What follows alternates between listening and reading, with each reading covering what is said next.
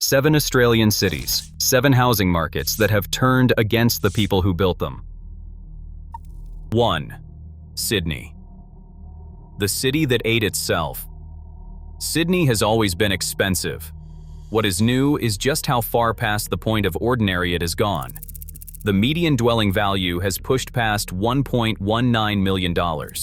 For a house, you are looking at around $1.5 million, and that is not a luxury home. That is the middle of the market. For young couples trying to get in, mortgage repayments are now consuming 61.8% of their combined income. Entry-level homes around Mount Druitt, once the affordable fallback, are sitting at over $1 million and still require roughly 8 years of saving just for a deposit. 8 years of going without, just to get to the starting line. Rents are not offering any relief.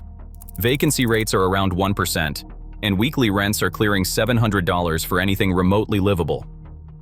Recent modeling shows that in most Sydney Council areas, no essential worker living alone can afford to rent or buy a median-priced home, even spending more than 30% of their income on housing. Teachers, nurses, police officers, the people keeping the city alive are the ones being pushed out of it. Across the major cities, essential workers on full-time wages can now afford only around 1 to 3% of advertised rentals.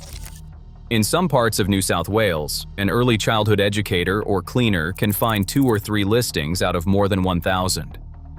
When the people who staff hospitals, schools, and aged care homes can no longer live within reach of their shifts, it is not just their lives that break. The services everyone relies on start to buckle too. Sydney has become a city that even full-time workers cannot afford to rent in. If minimum wage staff cannot live here, who exactly is this city for? The people who cannot buy have nowhere to go but further out, paying more for less. Think Sydney is brutal? Wait until you hear what happened to the city everyone fled to when Sydney got too expensive. 2. Melbourne, the affordable alternative that isn't. For years, Melbourne wore the badge of Sydney's more sensible cousin. Same culture, same opportunity, but a housing market that had not completely lost the plot. That reputation is running on fumes. The median sits at around $783,000. Entry-level homes in suburbs like Essendon are pushing $720,000, up 6.7%, with analysts forecasting a 6.8% rebound driven by pent-up demand. Prices that look flat right now are about to move again.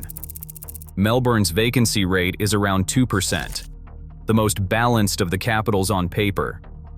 In practice, median metro rent still clears $585 a week, and half of all tenants are spending more than 30% of their income just to keep a roof over their heads. Balanced on paper still means brutal in real life. Construction delays keep pushing out any relief from new supply. The pipeline exists on paper. On the ground, the crunch continues. The people who give Melbourne its character, the artists, the hospitality workers, the young families, are the ones who can no longer afford to live there. Half its tenants are one rent rise away from having to move suburbs, uproot their kids, and rebuild their entire support network from scratch.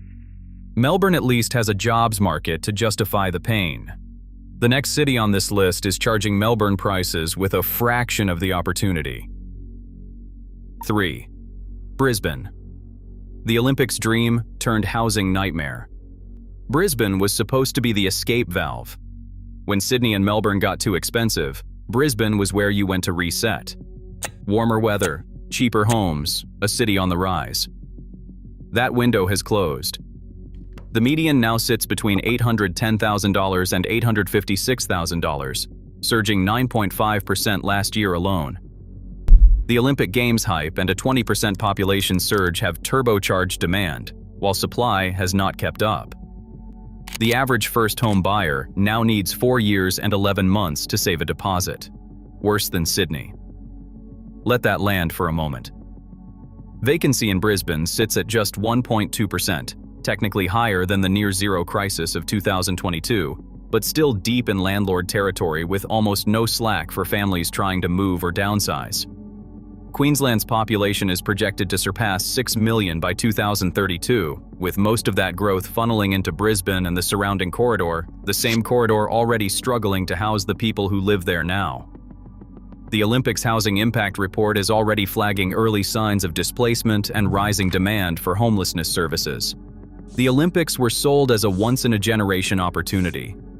For a lot of renters, it is starting to feel like a once-in-a-generation eviction notice. Families are being stretched by housing costs on one side and everything else on the other. Fuel near $2 a liter, groceries climbing, and commutes getting longer as people get pushed further from the center. Brisbane did not creep into crisis. It sprinted there. Brisbane's surge is driven by hype and migration. The next city's price spike has almost nothing to do with either, and locals are paying the price. Perth was the last major city where the numbers still made some kind of sense. Affordable, relatively speaking. Space, lifestyle, and a jobs market backed by the mining boom. People moved there precisely because it had not gone the way of the East Coast. That era is ending. Perth led the country with gains of 2.3% in a single month, pushing the median to $829,000, up 17% over the year. Listings are running about 48% below normal. Vacancy rates have hit 0.7%. Bidding wars are now a regular feature of the Perth market, something that would have been unthinkable 5 years ago. House rents have climbed to around $700 a week. Unit rents jumped 6.5% in a single year. Even as vacancy has nudged slightly higher, rents have kept rising, creating a slightly bigger pool of properties that are still too expensive for the people who actually keep the city running. Perth now has the rents of a mining boom with the pay packets of a normal city. The fly and fly out workers fly home. The childcare workers are the ones left wondering whether they can afford to stay. For non-mining locals, the teachers, the retail workers, the healthcare staff, the wage growth that was supposed to justify Perth's cost of living never arrived. Housing is now sitting at 7 to 8 times the average income. The last affordable major city in Australia is quickly becoming just another city ordinary people are being squeezed out of. Perth's rise was fast and relentless. The next city's story is different. It was supposed to be the sensible, steady option. Not anymore. 5. Adelaide, the budget city that forgot to stay affordable. Adelaide's whole identity has been built around being the reasonable choice. Livable, relaxed, affordable. The city that offers genuine quality of life without the financial punishment of Sydney or Melbourne.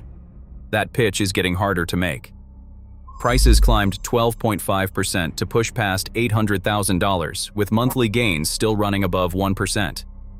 Victorians and New South Welshmen, priced out of their own cities, have flooded in and brought their purchasing power with them.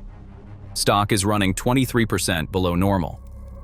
Houses in outer areas like Mount Barker are sitting at $755,000, forcing first buyers into compromises they never planned on making.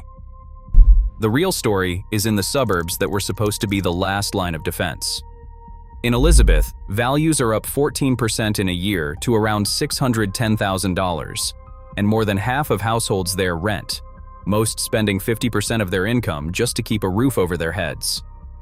The cheapest postcodes, Christie Downs, Salisbury, Smithfield, have seen annual gains of 13 to 20%. The safety valves are becoming pressure cookers. Adelaide didn't just get more expensive, it flipped its promise. The affordability advantage that made Adelaide a genuine alternative is gone.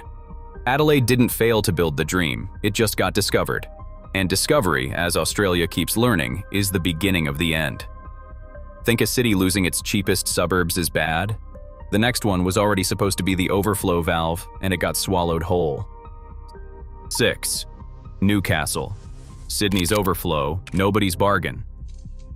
Newcastle was the sensible move for people leaving Sydney. 2 hours up the highway, a genuine city with a beach, a culture, a community, and houses that did not cost $1.5 million. It was the practical compromise. Work remotely, buy affordably, keep your sanity. The median in Newcastle has now hit $900,000, up 10%. Median house rent is about $780 a week. Units, which singles and students turn to as the affordable option, are clearing $690 a week and still rising. The Sydney overflow that was supposed to spread the pressure has instead exported the crisis. Investors followed the migration, listings tightened, and what was once the affordable alternative is now charging Sydney adjacent prices while adding a 2-hour commute on top. Newcastle's problem is not just that Sydney people moved in, it is that Sydney prices did, and they did not bring Sydney wages or Sydney services with them. Locals who never wanted to leave Newcastle are now being priced out by people escaping a city they never lived in. The word affordable has become almost meaningless when applied to regional New South Wales. Newcastle did not absorb Sydney's housing crisis, it inherited it. Newcastle got hit by Sydney's overflow. The last city on this list is being squeezed from the same direction, but with a far crueler twist. For years, the advice was simple. If you cannot afford the capitals, move to the regions. That escape hatch has snapped shut. Affordability reports now show almost no improvement in rental options for essential workers outside the big cities, and many regional markets are just as tight and just as expensive relative to local wages. Places marketed as pressure valves have become extensions of the same crisis, only with longer commutes and fewer services when things go wrong. The regions were never a solution. They were a delay. 7. Wollongong, the beach city being swallowed by Sydney. Wollongong sits an hour south of Sydney, tucked between the Illawarra Escarpment and the Pacific Ocean. It has beaches, a university, a steel industry history, and for a long time, a housing market that reflected its regional identity rather than its proximity to the most expensive city in the country. That has changed. The median is closing in on $1 million. Rents are pushing past $600 a week. Steel sector layoffs have hit households already stretched thin by housing costs.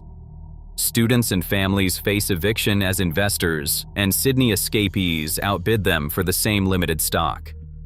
Now Wollongong is about to run a live experiment in whether supply actually fixes anything. About 840 apartments are forecast to complete in 2026 alone. Annual completions in the Central Business District are jumping from an average of 207 units to around 765 a year between 2026 and 2028. On paper, that is relief. But the brutal question is whether flooding the market with new apartments actually helps the students and key workers who need them, or whether it just gives investors more stock to bid up while rents stay out of reach. What makes Wollongong's story particularly sharp is that the people being displaced were not chasing a lifestyle upgrade. They were just living there, working there. The city they built their lives around has been absorbed into Sydney's orbit, bringing Sydney prices without Sydney salaries. Wollongong used to be a steel town with a beach. Now it is a case study in what happens when policy wakes up 5 years too late. Ordinary Australians, priced out of their own cities. Subscribe if that bothers you.